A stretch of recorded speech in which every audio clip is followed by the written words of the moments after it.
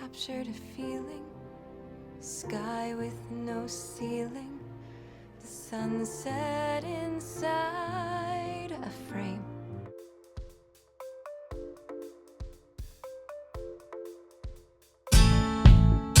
Number 10, Renee Zellweger. Two-time Academy Award winner Renee Zellweger isn't only a talented actress, she also has impressive vocals.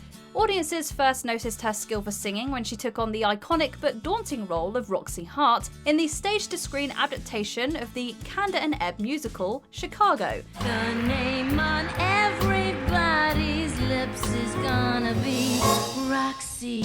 Playing the murderous vaudeville hopeful, Zellweger razzle-dazzled us all with her charming voice. Years later, the Bridget Jones's Diary actress also showed off her musicality in My Own Love Song. As I was walking that ribbon highway, I saw above me.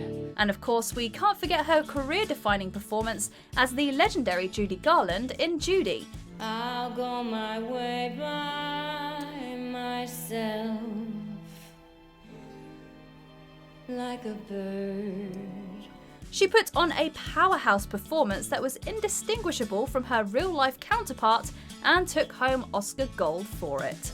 Number 9, Rebel Wilson. As one of the best comedic performers of our generation, Rebel Wilson has a knack for making folks laugh out loud. Still enough time to figure out how to chase my blues away. However, that's not where her skills end. She had us cheering in the aisles during her breakout performance in Pitch Perfect, where we discovered, hey, she can sing.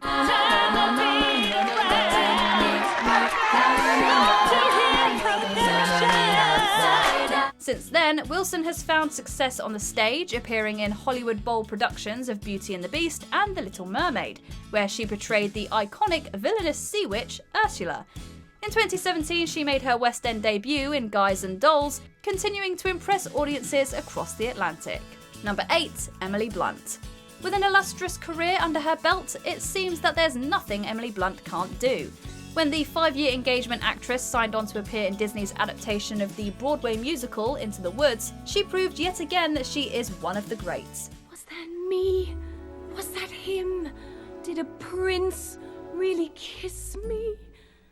And kiss me, and kiss me. Co-starring with folks like Chris Pine, Blunt tackled Stephen Sondheim's masterful but tricky lyrics effortlessly. Disney took note, and when she earned the part of Mary Poppins in the sequel Mary Poppins Returns, she knocked it out of the park.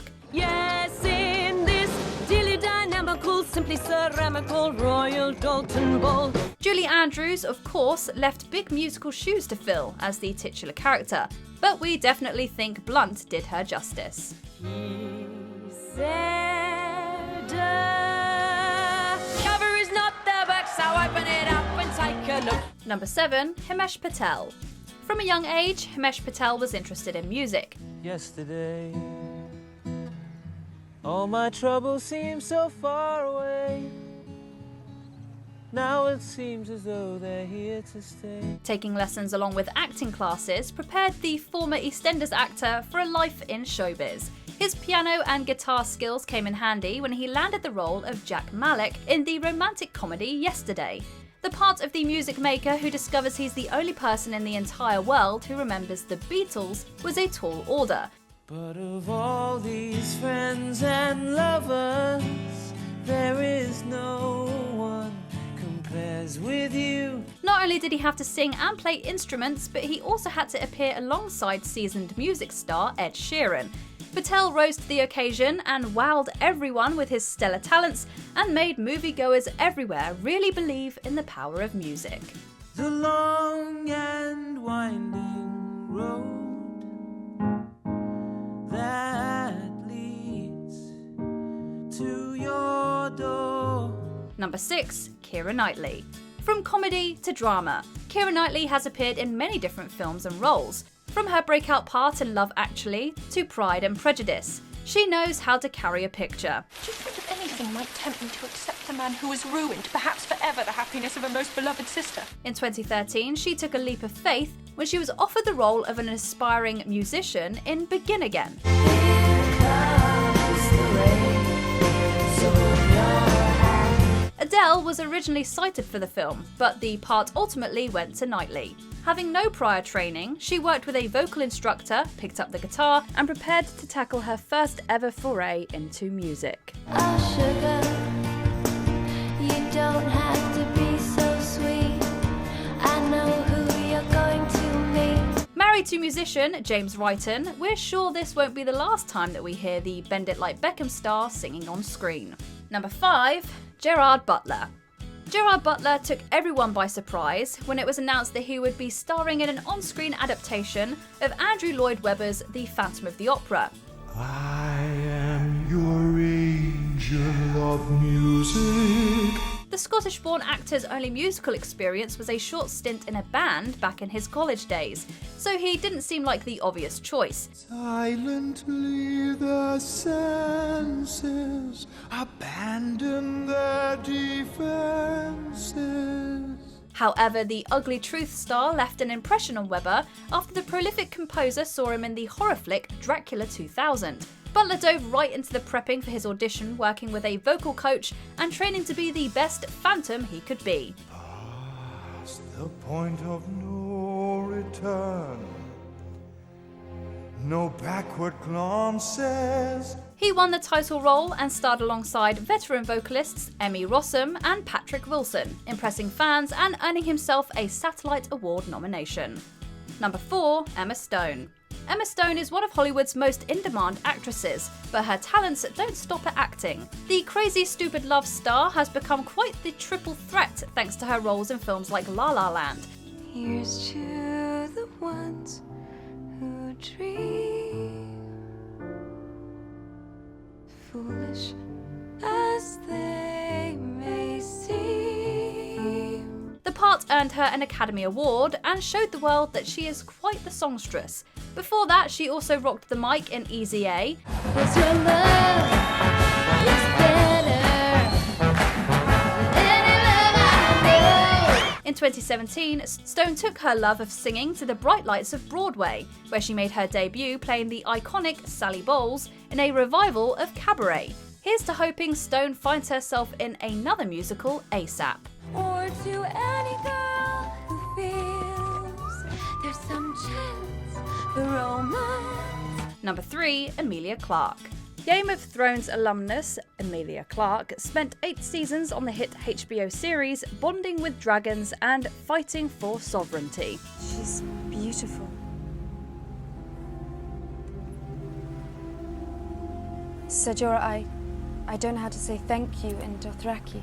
But in 2019, she took a break from the brutal world of Westeros and got in touch with her holiday spirit. In Paul Feig's rom-com Last Christmas, Clarke plays a misguided aspiring musician and Christmas shop employee who idolizes George Michael. Last Christmas, I gave you my heart, but the very next day, gave it away.